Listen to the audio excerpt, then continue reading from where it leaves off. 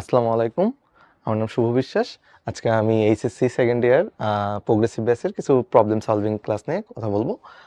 আজকে আমরা পড়বো অর্গানিক কেমিস্ট্রি। অর্গানিক কেমিস্ট্রির কিছু বেসিক প্রবলেমগুলা দেখব। তো শুরু করা যাক। Let's start.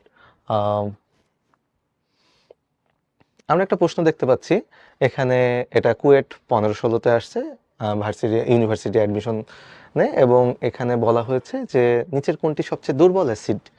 তো আমাদেরকে প্রথমেই দেখতে হবে এখানে বেশ কিছু অ্যারোমেটিক স্ট্রাকচার, যেমন হচ্ছে যে এগুলো সবই বেনজিক অ্যাসিডের ডেরিভেটিভস।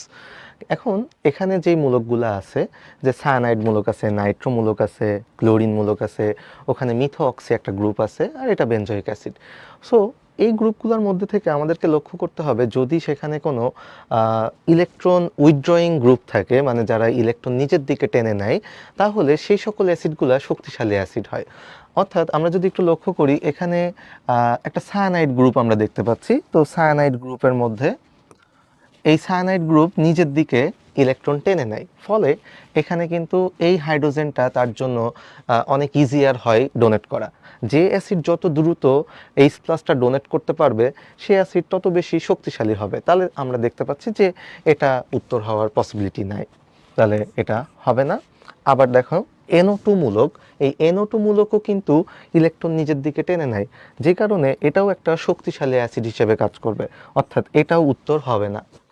এখানে ক্লোরিন, এটাও ইলেকট্রোনেগেটিভ গ্রুপ, তার মানে এখানেও ইলেকট্রন এটা নিজের দিকে টেনে নেয়, যার ফলে এটাও উত্তর হওয়ার চান্স নাই।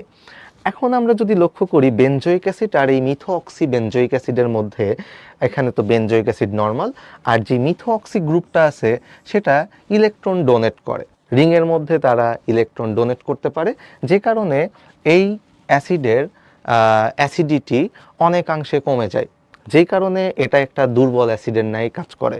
অর্থাৎ বেনজোইক অ্যাসিড এবং মিথোঅক্সি বেনজোইক অ্যাসিডের মধ্যে আমরা বলতে পারি যে মিথোঅক্সি বেনজোইক অ্যাসিডটা বেশি দুর্বল হবে। তাহলে এখানে আমাদেরকে জানতে চাওয়া হয়েছে নিচের কোনটি সবচেয়ে দুর্বল অ্যাসিড, অর্থাৎ এখানে সঠিক উত্তর হবে বি, অপশন বি।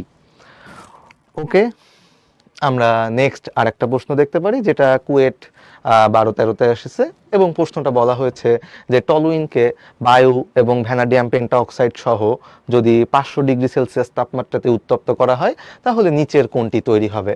আমরা জানি যে ভ্যানাডিয়াম পেন্টাঅক্সাইড 500 ডিগ্রি সেলসিয়াস তাপমাত্রায় একটি শক্তিশালী জারকের ন্যায় কাজ করে। অর্থাৎ আমরা যদি টলুইনকে ভ্যানাডিয়াম পেন্টাঅক্সাইড সহ জারিত করি,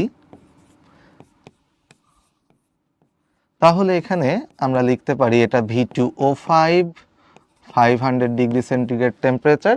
তাহলে এই মূলকটা আমাদের এখানে এটা অক্সিডাইজড হয়ে যাবে, অর্থাৎ COOH মূলকে কনভার্ট হয়ে যাবে। অর্থাৎ বেনজিনের মাথার উপরে যদি COOH হয়, তাহলে সেটাকে আমরা বলি বেনজোইক অ্যাসিড। অর্থাৎ এখানে উত্তর হবে অপশন এ, অর্থাৎ টলুইনকে অক্সিডাইজড করলে বেনজোইক অ্যাসিড পাওয়া যায়। টলুইনকে যদি মৃদু জারণ করা হয়, তাহলে সেই ক্ষেত্রে বেনজালডিহাইড তৈরি হতে পারে। তো সেটা আমরা ইটার্ড বিক্রিয়াতে দেখতে পারি।